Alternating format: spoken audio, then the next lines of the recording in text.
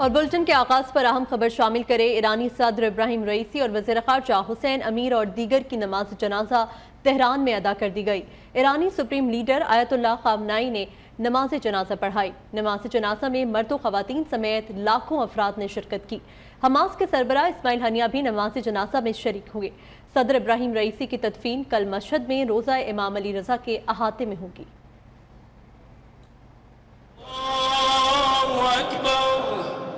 اللهم إن هؤلاء المسجين قدامنا عبادك وأبناء عبادك وأبناء إمائك نزلوا بك وأنت خير منزول به.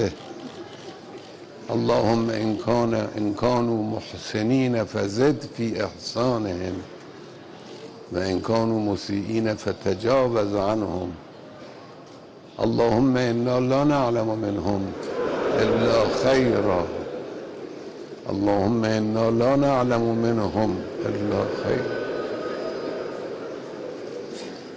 اللهم إنا لا نعلم منهم إلا خيرا وأنت أعلم بهم منا. اللهم إنهم وإنا لا نجيرهم ولا يجيرنا منك أحد فلا نجد من دونك ملتحدا. اللهم اغفر لهم. اللهم ارفع درجاتهم. اللهم ارحمهم. اللهم احشرهم مع محمد وآل محمد. اللهم اعل درجاتهم في العليين وصل على محمد وآله الطاهرين. الله أكبر. الله أكبر. ایرانی صدر ابراہیم رئیسی کے ہیلی کاپٹر حادثے کے بعد آنے والی معلومات نے کئی سوال کھڑے کر دیے۔ ترک میڈیا کے مطابق ایرانی صدر کے دورے میں امریکی ساختہ بیل 212 ہیلی کاپٹر چنا گیا۔ پرواز سے کچھ ہی دیر پہلے مسافروں کی ترتیب بھی بدلی گئی۔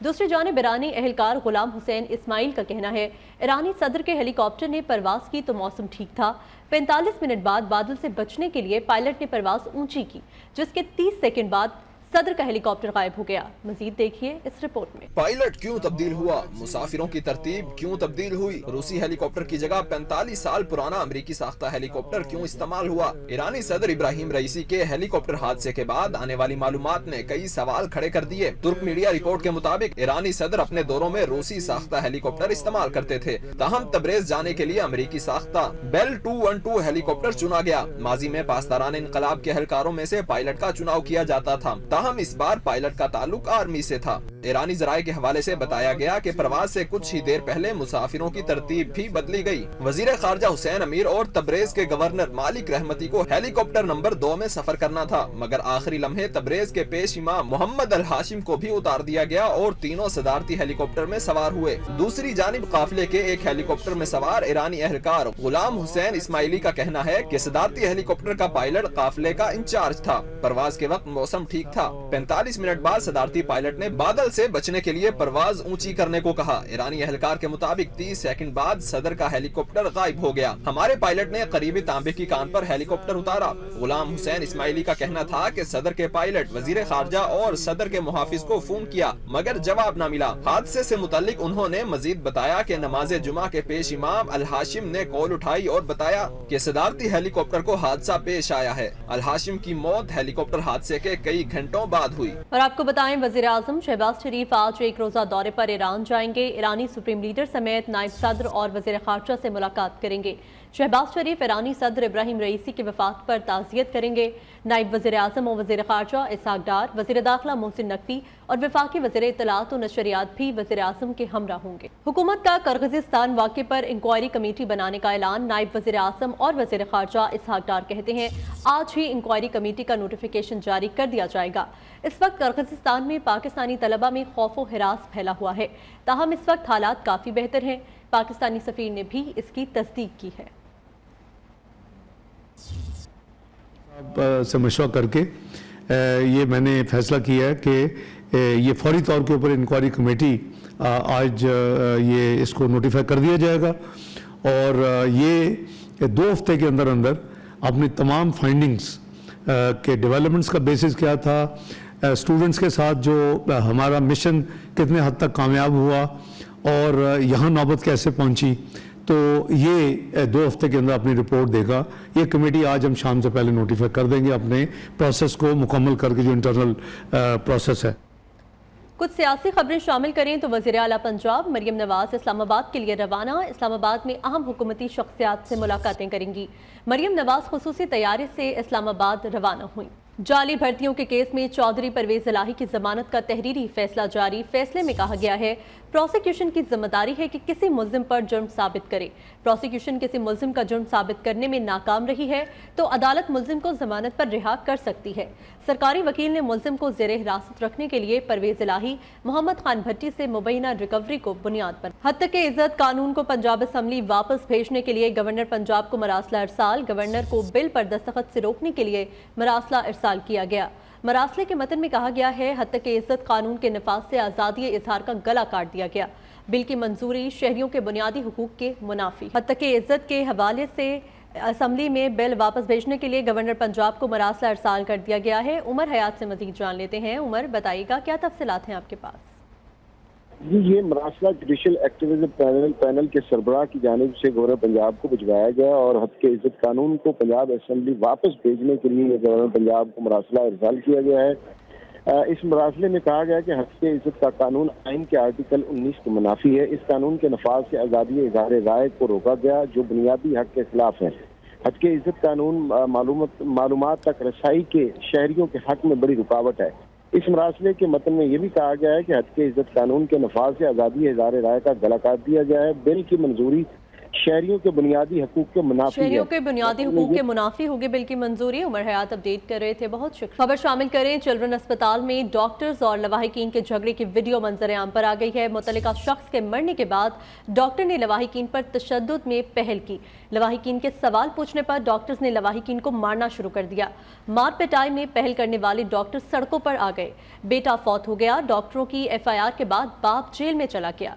इस हवाले से मजीद जानते हैं मोहसिन अलवी से। मोहसिन, बताएगा क्या मामला है ये?